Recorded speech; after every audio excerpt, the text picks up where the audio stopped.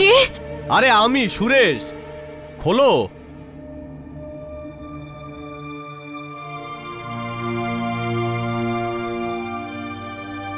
আরে কি হলো পিঙ্কি, এত সময় লাগে দরজা খুলতে? হঠাৎ করে কেউ যদি আমায় দেখে ফেলতো? আমার মনে হলো আমার বা তোমার পরিবারের কেউ। আরে কে জানে আমরা এখানে লুকিয়ে আছি।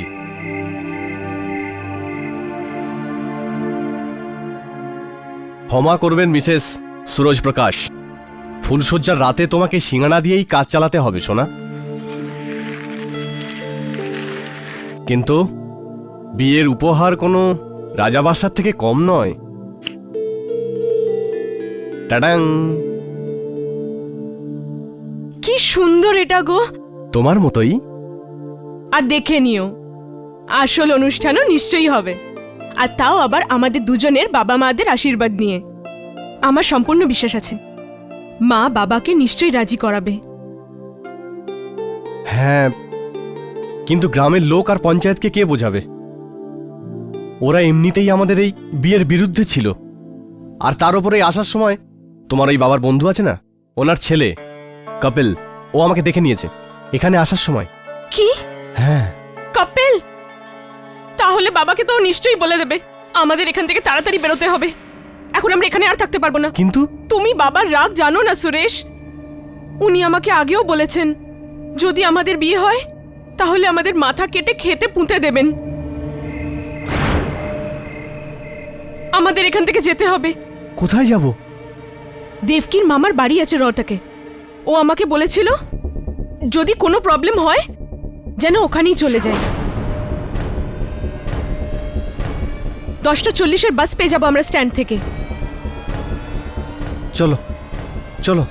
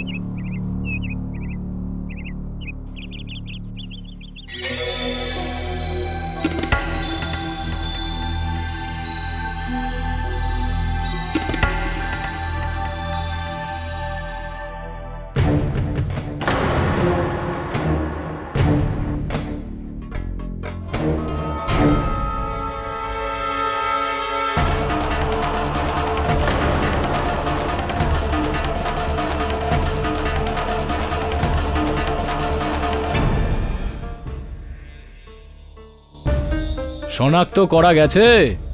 হ্যাঁ স্যার, এই ছেলে মেয়ে দুটো আমাদেরই গ্রামের, সুরজ প্রকাশ আর পিঙ্কি প্রকাশ। ওই সেই পঞ্চায়েতের মামলা মেরে ফেলেছে, দেখেছেন? আরে এটা তো হওয়ারই ছিল। ডাকো তো এদের পরিবারকে। ঠিক আছে স্যার।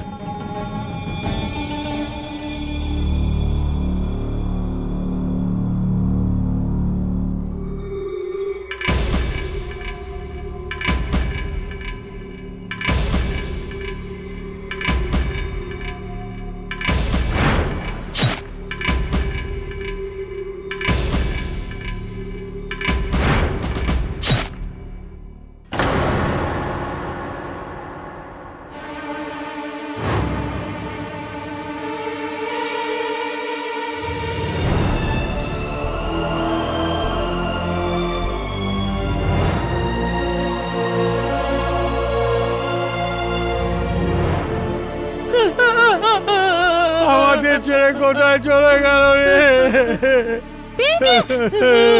লাশে হাত দিও না।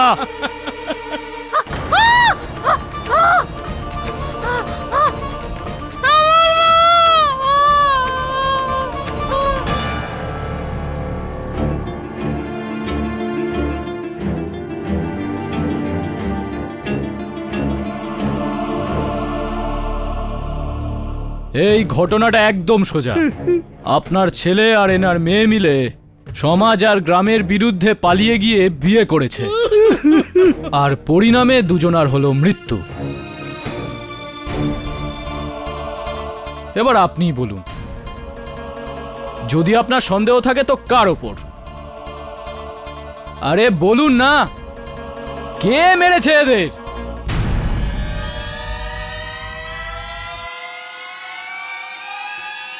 আমি মেরেছি।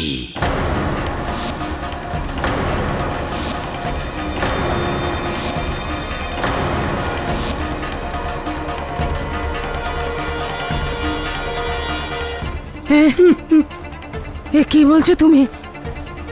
আমি মেরেছি আমার মেয়েকে আর তার প্রেমিককে। এই দেখো,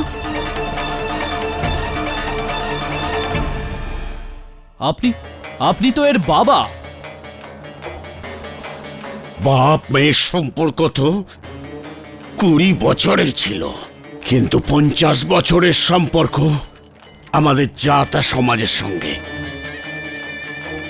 তাহলে বলো বলো, কোনটা গভীর সম্পর্ক? সন্তানের থেকে বেশি বড় জাত আর সমাজ। যা আমার করার ছিল তা আমি করে দিয়েছি, তোমরা নিজেদেরটা করো।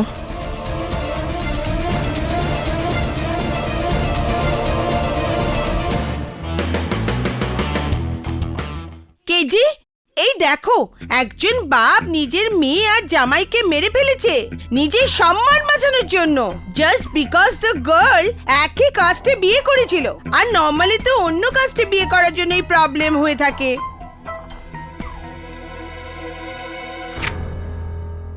I don't believe this.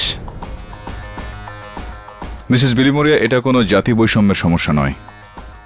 Hindu ধর্মে এরকমটা মানা হয় যে একই গোত্রের লোক ভাই বোন হলে তাদের মধ্যে কখনোই বিয়ে হতে পারে না। ধর্মের অবস্থা নিজের জায়গায় রয়েছে, আমি সেটা বুঝি, কিন্তু সম্মান রক্ষার জন্য কাউকে হত্যা করা এটা অধর্ম। আইনের কাছে এটা অপরাধ। কেন এরা বুঝতে পারেন না সেটা? এটা কি ধরনের প্রগতি? দেশ এক ধাপ এগিয়ে যায় তো এরা 2 ধাপ পিছিয়ে। উঠতে চাই এই দেশ, কিন্তু পায়ে বেড়ি পরানো রয়েছে। কি হবে? কিভাবে উন্নতি করবে এই দেশ? আমি দেখা আরে করব দাঁড়ান দাঁড়ান, আরে আরে দাঁড়ান, আরে দাঁড়ান দাঁড়ান, আপনি দাঁড়ান প্লিজ। স্যার, এই মহিলা দেখা করার জন্য খুব জেদ করছেন।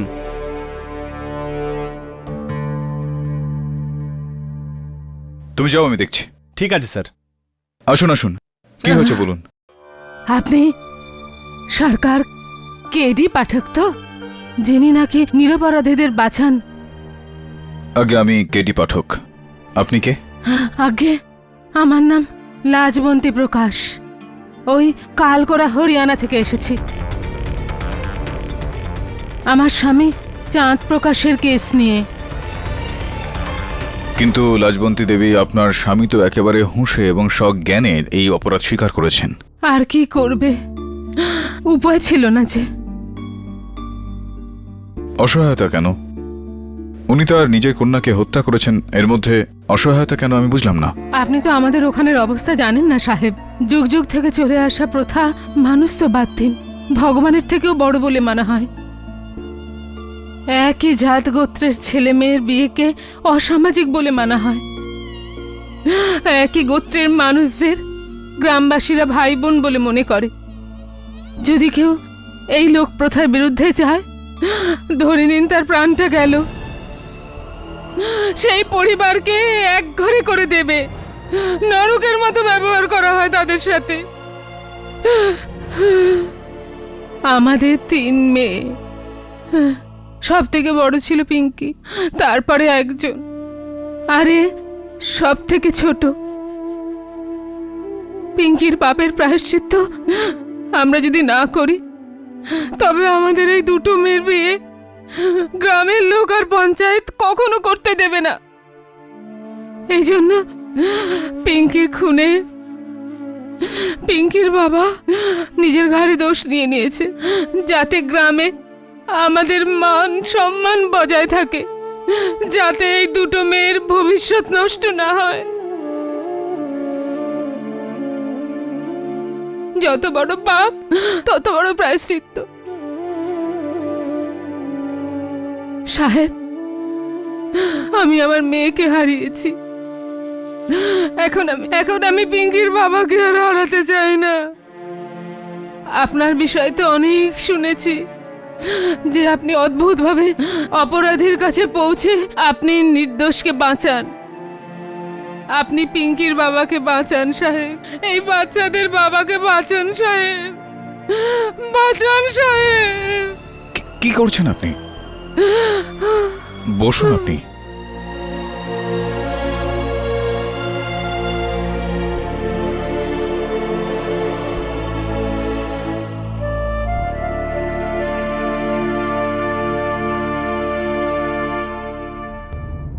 সব আমরা হরিয়ানাতে চলে তো এলাম, কিন্তু আপনার এই কেসটা নেওয়ার ডিসিশনটা ঠিক তো না? আই মিন পুরো মিডিয়া আর দেশেতে জ্ঞানপ্রকাশ এক এমন মানুষ হিসেবে উপস্থিত হয়েছে যে নিজের মেয়েকে মেরেছে স্যার, আর সেটার একটাই শাস্তি হতে পারে স্যার, মৃত্যু। আর আপনি ওকে বাঁচাতে হরিয়ানা এলেন স্যার। এখন তো মিডিয়াও আপনার বিরুদ্ধে লিখছে, এই দেখুন। কেডি পাঠকের বিকিয়ে গেছে সম্মান। কেডি পাঠক হত্যাকারীকে বাঁচানোর জন্য যাচ্ছেন হরিয়ানা। এই নিউজের লোকেদের খুঁটিয়ে খুঁটিয়ে নিউজ বার করাটাই একটা নিউজ হয়ে গেছে। দেখ বরুণ, আমার একটা সোজাসুজি ভাবনা রয়েছে। আমি বাইরের কথাটা শোনার আগে ভেতরের কথাটা শুনি, আর আমার অন্তরাত্মা এটা বলছে যে হোক বা না হোক, চাঁদপ্রকাশ নির্দোষ। বাকিটা পৌঁছানোর পর জানতে পারবো।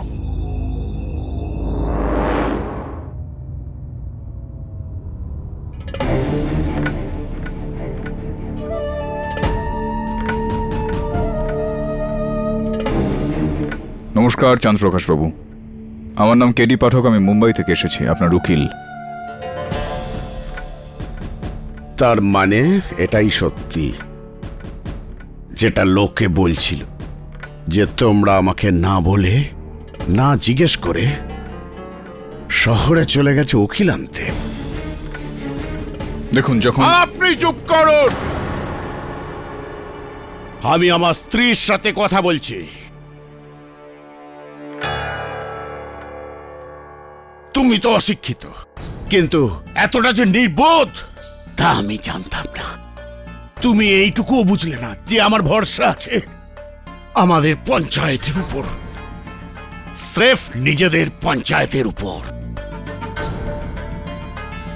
অপরের উপর নয়।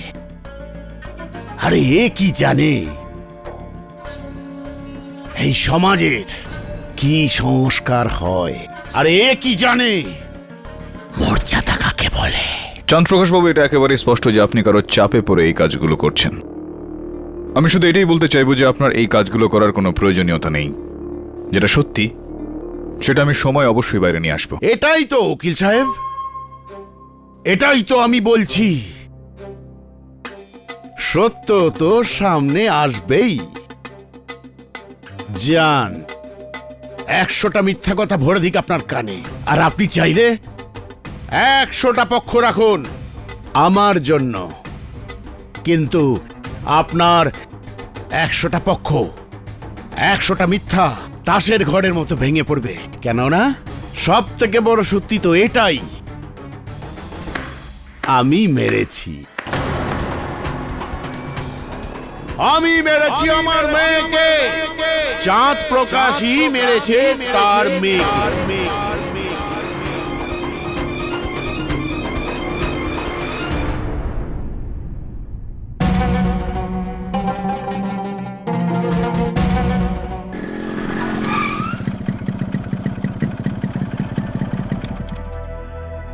রাম রাম প্রধান সাহেব। রাম রাম মহিন্দর, রাম রাম। এদিকে এসো।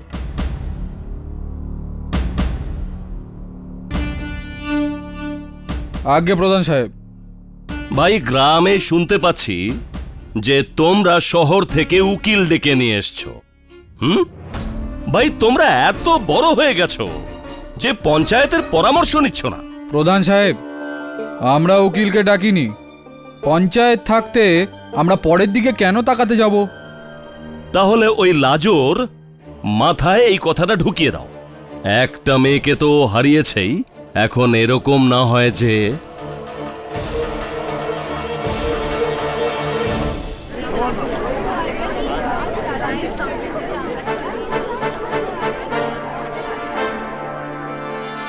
কেরি সাহেব, কেরি সাহেব, ভরত সিং ভারদ্বাজ, পাবলিক প্রসিকিউটর। কখনো ভাবিনি যে আপনি আর আমি একই আদালতে এত তাড়াতাড়ি কেস লড়ব। আপনার সঙ্গে দেখা হয়ে বেশ ভালো লাগলো।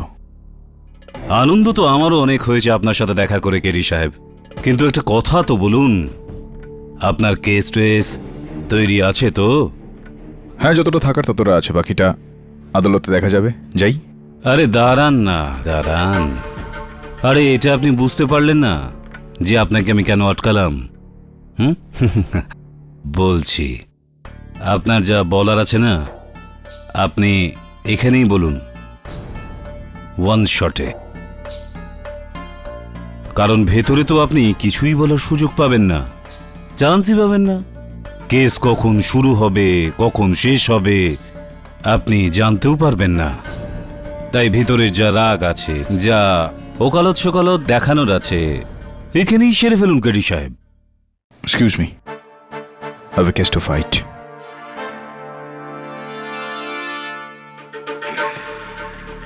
ইংলিশ, ইংলিশ খুব ভালো। তোমাকে তো তোমার মক্কেলই চুপ করাবে কেডি সাহেব। চাঁদ প্রকাশ। হুজুর, গত 2 বছর ধরে আমার মেয়ে পিঙ্কি আর সুরেশ একে অপরকে ভালোবাসতে শুরু করে। আমরা 2 পরিবারই ওদের অনেক বুঝিয়েছি, এমনকি আমি প্রথমবার পিঙ্কির উপর হাতও তুলেছিলাম আর বলেছিলাম যে এই বদমাইশি ছেড়ে দে। আসলে জানেন, মেয়েদের একই গোত্রে না ভালোবাসা হতে পারে না বিয়ে। আমাদের সমাজ মনে করে যে একই গোত্রের লোকেরা ভাই বোন হয়। তাহলে ভাই বোনের মধ্যে দ্বিতীয় সম্পর্ক কি করে হতে পারে? এটা হতে পারে, হতে পারে না। কিন্তু ওরা দুজনে আমার কথা বুঝলো না, যার কারণে পুরো পঞ্চায়েতের সামনে আমার মাথা লজ্জায় নিচু হয়ে যায় 3 বার। তারপরে আর কি, আমার মাথা জ্বলে যায়, বিগড়ে গেল আমার মাথা। এই দিন দেখার জন্য তোকে জন্ম দিয়েছিলাম, তাহলে তোকে গলা টিপে মেরে ফেলা উচিত ছিল জন্ম নেবার আগেই। শুনিসনি পঞ্চায়েত কি বলল? এক ঘরে করে দেবে আমাদের যদি তোকে সুরেশের সঙ্গে আবার দেখা যায়। তাহলে আমরা পালিয়ে গিয়ে বিয়ে করব। তুই করে দেখ, করে বল। দিব্যি আমার জন্মদাতার, তুই যেখানেই থাকবি খুঁজে বার করবই। কুড়ুল দিয়ে তোর মাথা কেটে খেতে পুঁতে দেব।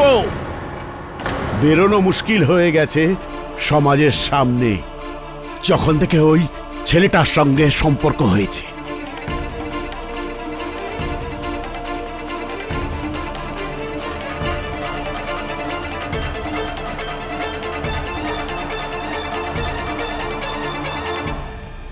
দেখ মা, তোর সামনে হাত জোর করছি, তুই যেখানে বলবি, যার সঙ্গে বলবি, তোর বিয়ে দিয়ে দেবো। কিন্তু তোকে ওই সুরেশকে ভুলতে হবে, ভুলতেই হবে ওকে। আমার হাত জোর করাটাকে ও আমার দুর্বলতা ভেবে নিয়েছিল। তারপর আর কি, পরের দিন ও বাড়ি থেকে পালিয়ে গেল, ওই ছোকরাটার সাথে বাড়ি থেকে পালিয়ে গেল। আমাদের সংস্কার, আমাদের মর্যাদা, আমাদের ইজ্জতকে ধুলোয় লুটিয়ে দিয়ে।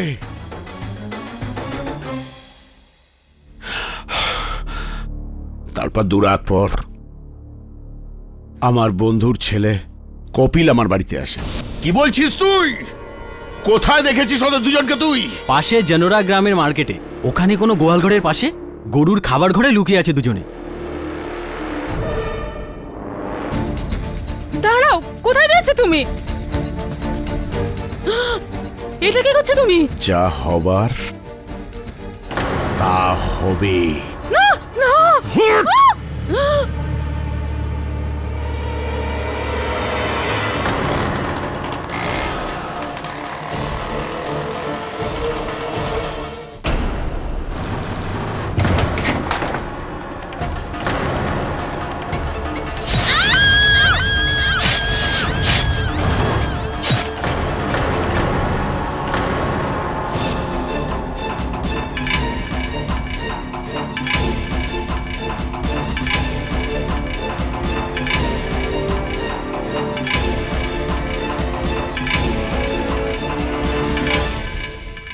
তারপর আমি ওই লাশ দুটোকে বস্তায় ভরে ফেলে দিই আর কুড়ুলটাকে নদীতে ফেলে দিই আর বাড়ি চলে আসি। আরে উকিল সাহেব, এক গ্লাস জল পাওয়া যাবে? গলা শুকিয়ে গেছে আমার। আরে জল কেন পাবেন না চাঁদ প্রকাশ বাবু? গলা ভিজিয়ে নিন আপনার।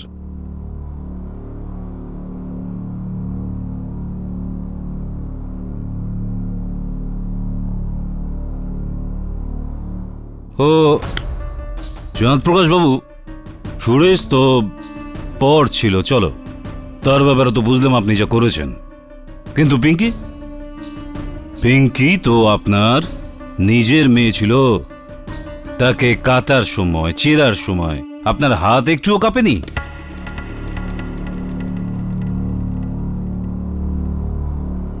কেঁপেছিল, কিন্তু হাত জোর করার সময় কেঁপেছিল। ওকে বলেছিলাম, মা এই অনর্থ করিস না, কিন্তু যখন মেয়ে হয়ে বাপের কদর করলো না, তখন বাপও মেয়ের কদর করেনি। মেরে ফেলি আমি দুজনকে।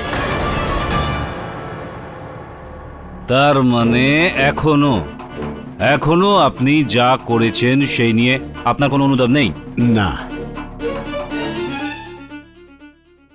আরো একটা কথা, আমার দুটো মেয়ে আছে। যদি ওই মেয়েরাও একই কাজ করে তো তাদেরও ওই একই অবস্থা হবে যা পিঙ্কির হয়েছে।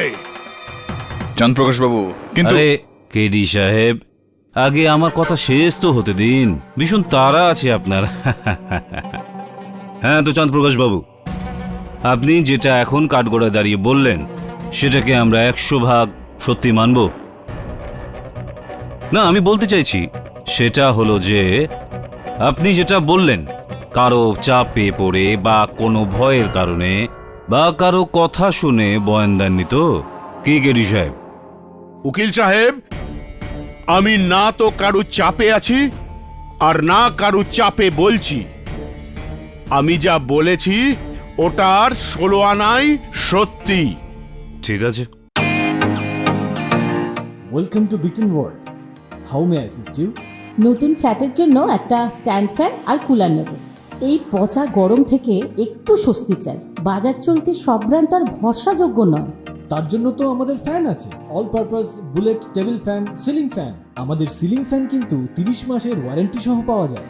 আছে ফারাটা 2 বছরের ওয়ারেন্টি, 17 থেকে 20 মিটার এয়ার ফ্লো। মধ্যবিত্তের সাধ্যের মধ্যে একমাত্র ভরসাযোগ্য ব্র্যান্ড বিটেন। আমাদের কুলারের কিন্তু অনেক range, 45 litres, 50 litres, 70 litres, 90 litres, 110 litres. Honeycomb সহযোগে বিটেনের সব কুলারের ওয়ারেন্টি 1 বছর। চেনা হাওয়ায় অচেনা অনুভূতির জন্য একমাত্র আদর্শ বিটেন। গরমে স্বস্তি পেতে বিটেনের ফ্যান হোক বা কুলার, আজই আনুন বাড়িতে। Beaten, digitally years. হ্যাঁ চাঁদপ্রকাশ বাবু, দেখুন, এবার আপনি আপনার মনে হচ্ছে মিথ্যে কথা বলছে। হ্যাঁ চলো, অতিথি মহাশয়ের সন্তুষ্টির জন্য মেনে নিচ্ছি যে চাঁদপ্রকাশ বাবু হয়তো এখন মিথ্যে কথা বলছেন। আরে মুম্বাই থেকে এসেছেন কেডি সাহেব, এইটুকু তো মানতেই হবে। ঠিক আছে, তো এবার প্রমাণ করি।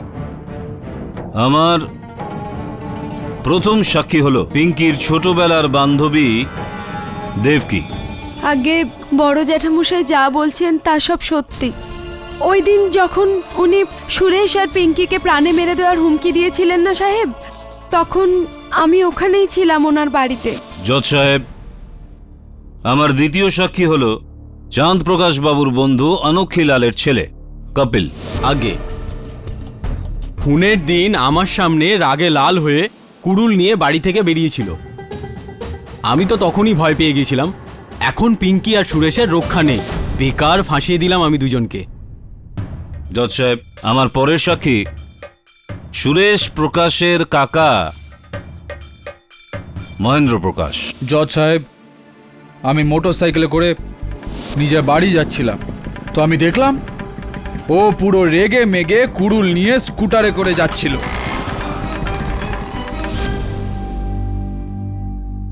গ্রামের প্রধান লক্ষ্মণলাল বাবু। হুজুর প্রণাম। আমিও এটাই দেখেছিলাম। সেদিন চাঁদপ্রকাশ খুব রাগের সঙ্গে হিনোরা গ্রামের দিকে যাচ্ছিল। বাবা, চাঁদ প্রকাশ কুড়ুল নিয়ে কোন দিকে যাচ্ছে? শোনো বাবা, গিয়ে দেখ ও কোথায় যাচ্ছে। ঠিক আছে আঙ্কেল, অনেক দূর পর্যন্ত ফলো করেছি, গ্রামের এক গোয়ালে ঢুকতে দেখেছি, আর যখন আমি ওখানে পৌঁছালাম তো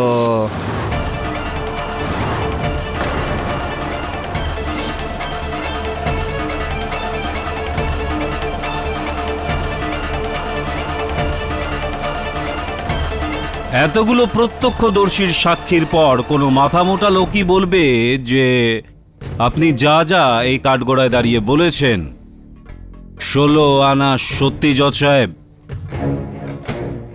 আপনি সুরেশ আর পিঙ্কিকে মেরেছেন চাঁদপ্রকাশ বাবু? জজ সাহেব, আমি সোনুলালকে জিজ্ঞাসাবাদের জন্য অনুমতি চাইছি।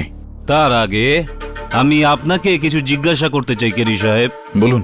আপনি আজ পর্যন্ত কত কেস লড়েছেন? কখনো গুনিনি আমি। কেন জিজ্ঞেস করছেন? সুন্দর, খুব সুন্দর। যাক, ছেড়ে দিন।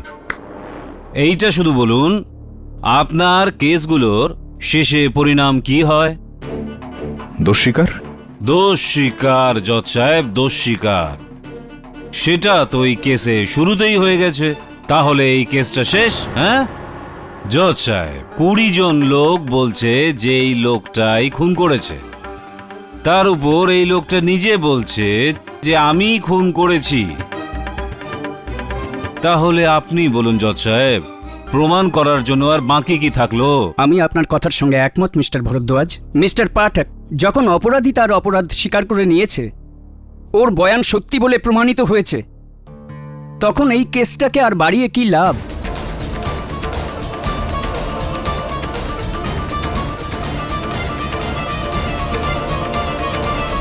আমার মতে এই কেসকে এখানেই শেষ করে দেওয়া উচিত। জজ সাহেব,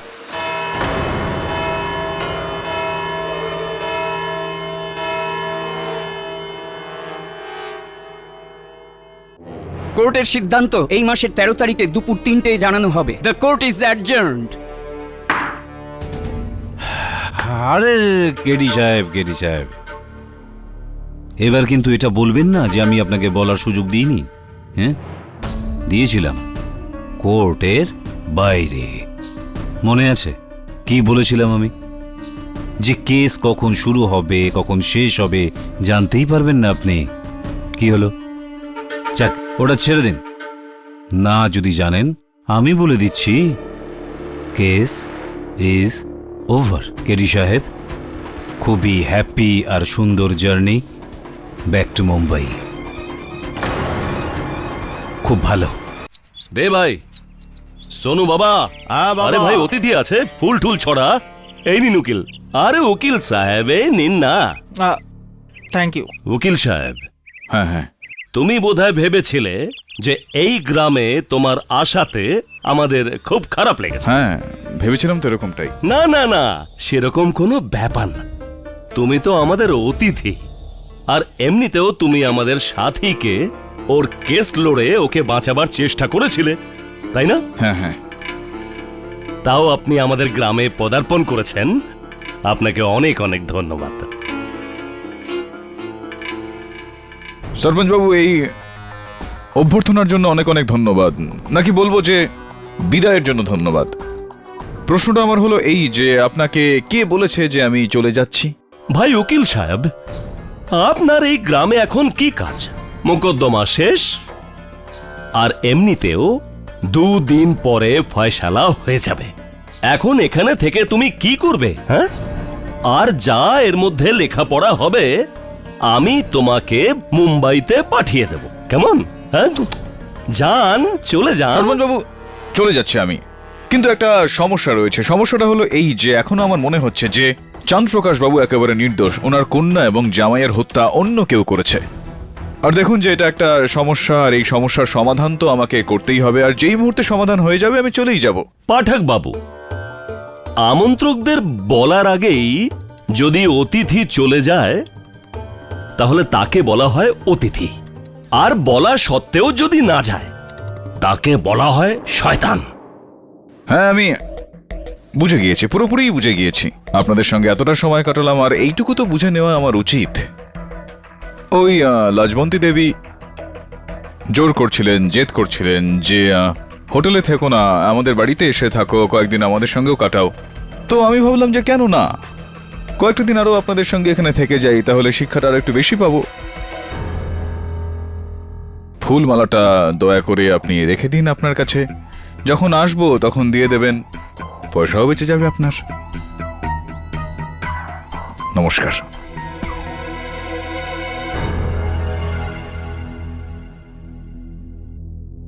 সাপের গর্তে পা দিস না তুই কেডে।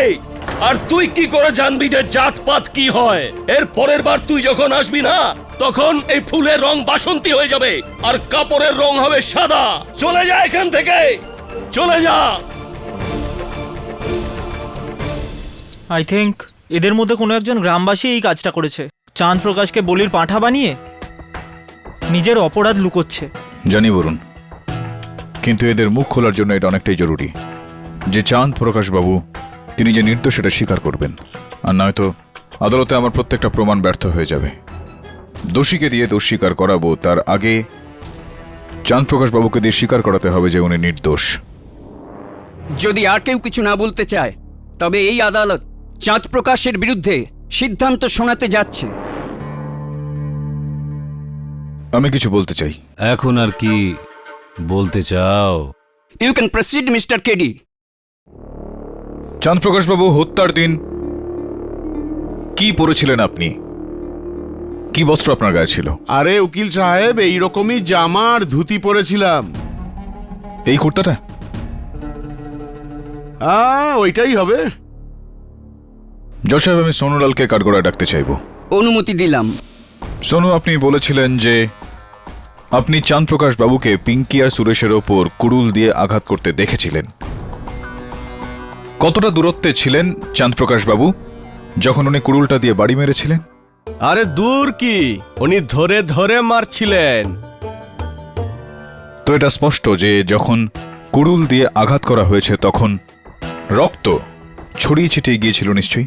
আরে চারপাশে শুধু রক্তই রক্ত স্যার, আমি তো তাকাতেই পারছিলাম না।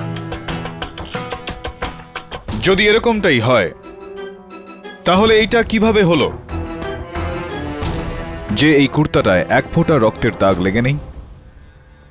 আরে ওখানে এত অন্ধকার ছিল, আমি লক্ষ্যই করিনি জামার দিকে। জজ সাহেব, এটা কি খুব জরুরি যে জামায় যদি রক্ত লেগে না থাকে তাহলে খুন হয়নি?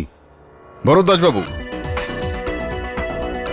ওই ঘরের দেওয়ালের উপরেও রক্তের দাগ লেগেছিল। এরকমটা কিভাবে হতে পারে যে এই কুর্তাটায় এক ফোঁটাও রক্তের দাগ লেগে নেই, একদমই দাগহীন? হতে পারে, হতে পারে চাঁদ প্রকাশ বাবু বলতে ভুলে গেছেন আর বদলে নিয়েছেন। আগে হ্যাঁ হুজুর, আমি আপনাকে বলতেই ভুলে গেছি যে ওই রাতে বস্তায় লাশ ভরবার পর আমি জামাটা পাল্টে ফেলেছিলাম। হুজুর, ভুল হয়ে গেছে আমার। আপনার স্ত্রী লাজবন্তী দেবীর বক্তব্য হলো যে আপনি এই কুর্তা পরেই ঘর থেকে বেরিয়েছিলেন এবং এই কুর্তা পরেই ঘরে ফিরেছিলেন। জজ সাহেব, এই কেসে স্ত্রীর সাক্ষী মানা যাবে না, কারণ এই ব্যাপারটা খুব পরিষ্কার, যে কোনোভাবেই স্বামীকে বাঁচাবেই। জামার ব্যাপারটা ছাড়ুন কেরি সাহেব, অন্য কিছু থাকে তো আদালতকে বলুন। হত্যার অস্ত্র জজ সাহেব, ওই কুড়ুল যেটা দিয়ে পিঙ্কি আর সুরেশকে হত্যা করা হয়।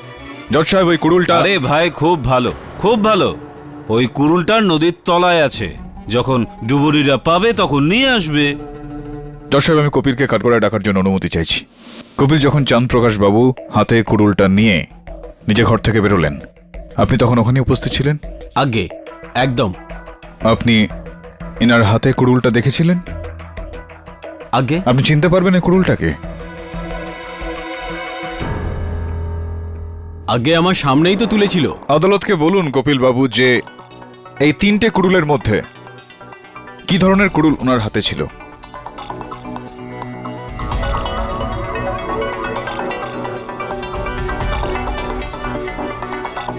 আগে ওই মাঝখানেরটা। মাঝেরটার মতো এরকম? আগে জজ সাহেব, আমি কপিলের কথার সঙ্গে একেবারেই সহমত। কেননা চাঁদপ্রকাশ বাবুর বাড়ির লোকের বক্তব্য হলো যে ইনার কাছে যেই কুড়ুলটা ছিল সেটা একদমই এরকম ছিল। বাহ, খুব সুন্দর পাঠক বাবু। এবার কি কুরুলের কোম্পানিওয়ালাতে দিয়ে প্রমাণ করবে? সেটা কোনো প্রয়োজনীয়তা নেই ভরদ্বাজ বাবু। জজ সাহেব, পোস্টমর্টম রিপোর্টের বক্তব্য হলো যে পিঙ্কির শরীরের ওপর যে আঘাতের চিহ্ন সেটা 6 ইঞ্চি লম্বা কুড়ুলের সাহায্যে করা হয়েছে। আর এই কুড়ুলটা, ইওর অনার, যেরকম ধরনের কুড়ুল যেটা চাঁদপ্রকাশ বাবুর বাড়িতে ছিল সেটা 4 ইঞ্চি ধারওয়ালা। আর 4 ইঞ্চি ধারওয়ালা এই কুড়ুল দিয়ে 6 ইঞ্চির আঘাত হতে পারে না জজ সাহেব।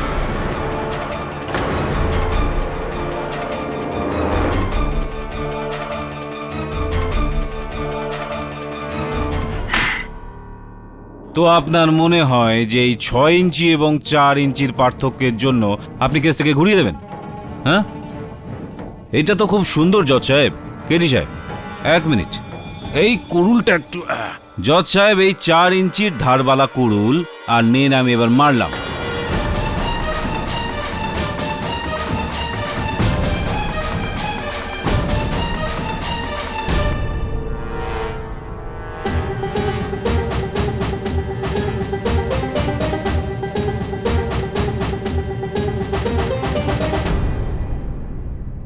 চার ইঞ্চের ধারবালা কুড়ুল আর 6 ইঞ্চির ক্ষত।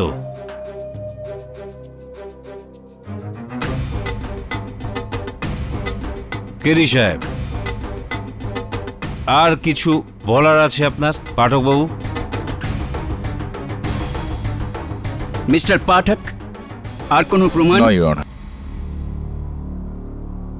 এই সময় আমার কাছে আর কোনো প্রমাণ নেই। আরে কেরি সাহেব, কিছু কিছু ভাবুন, বলুন।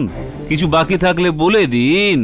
হ্যাঁ, এখনো আদালতের সময় বাকি আছে, পুরো 5 মিনিট। ভাবুন, আপনি এত বড় লয়ার, যদি কিছু না ভাবতে পারেন তাহলে কোনো গল্প বা কাহিনী শুনিয়ে দিন। হ্যাঁ, আমাদের সবার মনোরঞ্জন হয়ে যাবে। কি ভাইরা, কি বলছো?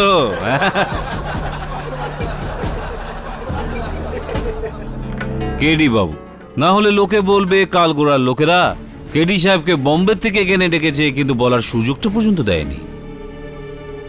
ঠিক আছে ভরদ্বাজ বাবু, যখন আপনি বলছেন যে আদালত শেষ হতে এখন আরো 5 মিনিট বাকি রয়েছে, আর যখন আপনি চাইছেন যে আমি এই গল্পটা শোনাই, শোনাচ্ছি।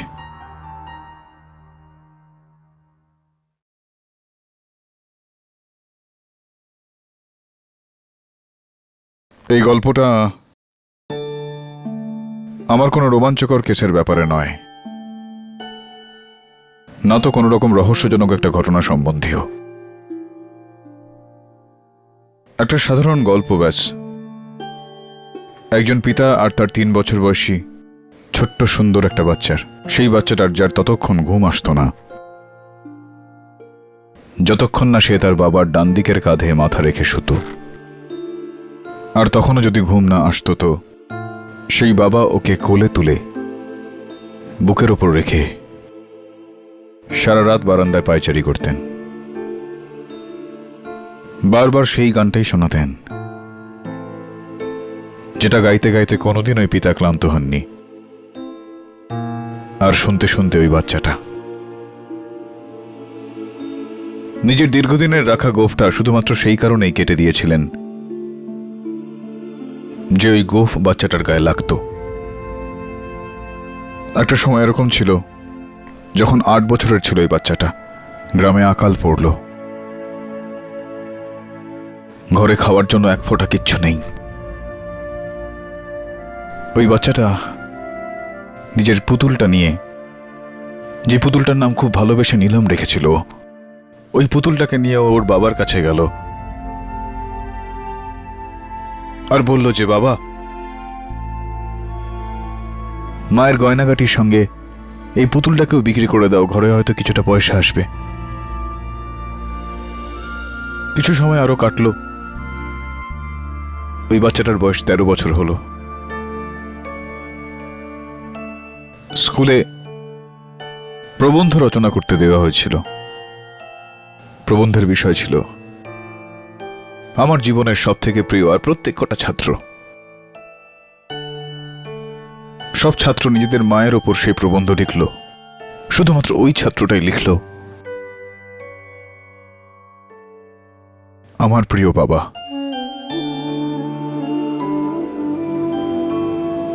17 বছর বয়স ছিল এই বাচ্চাটার যখন পাশের বাড়ি বারান্দা থেকে পড়ে যায় আর ওর মাথা ফেটে যায়। বাচ্চাকে নিজের কাঁধের ওপর তুলে প্রচন্ড রোদে দৌড়তে দৌড়তে অনেক ক্রোশ দূরে হাসপাতালে নিয়ে গেলেন সেই পিতা। ডাক্তারকে বললেন যে আমার শরীরের শেষ ফোঁটা রক্ত নিয়ে নাও, কিন্তু আমার বাচ্চাকে বাঁচিয়ে তোলো, আমার সন্তানকে বাঁচিয়ে তোলো। ওই বাচ্চাটার জন্য ওর সংসার, ওর বাবা ছিল, আর ওই বাবারও। কখনোই বাচ্চাটার মাথায় কোনো রকম আঘাত সে দেখতে চাননি,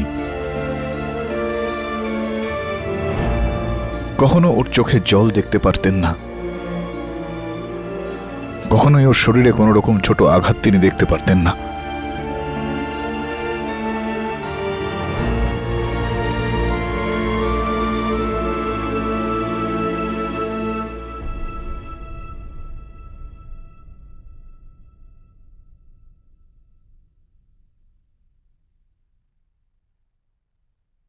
জোৎসা বেটা, পিঙ্কির মৃতদেহের কিছু ছবি রয়েছে। প্রথম আঘাতটা ওর কাঁধের ওপর করা হয়েছিল। আঘাতের সঙ্গে সঙ্গে কাঁধের হাড়গুলো ভেঙে গিয়েছে। দ্বিতীয় আঘাতে হাতের সমস্ত শিরা কেটে গিয়েছে, রক্ত ছড়িয়ে ছিটিয়ে পড়ে। তৃতীয় আঘাতে জজ সাহেব পেটটা পুরোপুরিভাবে চিড়ে দেওয়া হয়েছে।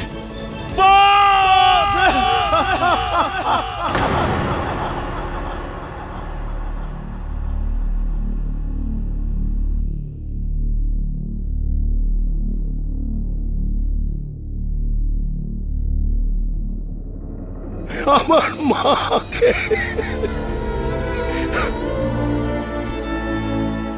আমার মা কি, আমার মা কি?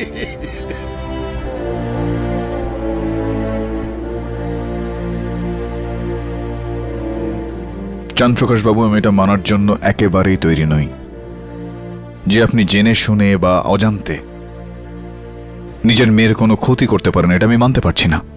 আমি মারিনি আমার মেয়েকে।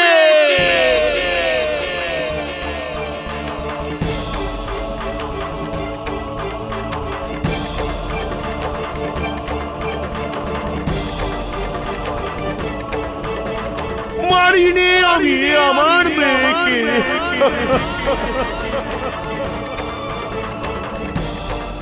আরে আমি তো আমার মেয়ের জন্য নিজের জীবনকে 100 বার বলি দিতে পারি, 100 বার। যদি আমার জীবনের সমস্ত আয়ু ওকে দিতে পারতাম। আমার মা, মা গো, আমার সোনা মা গো।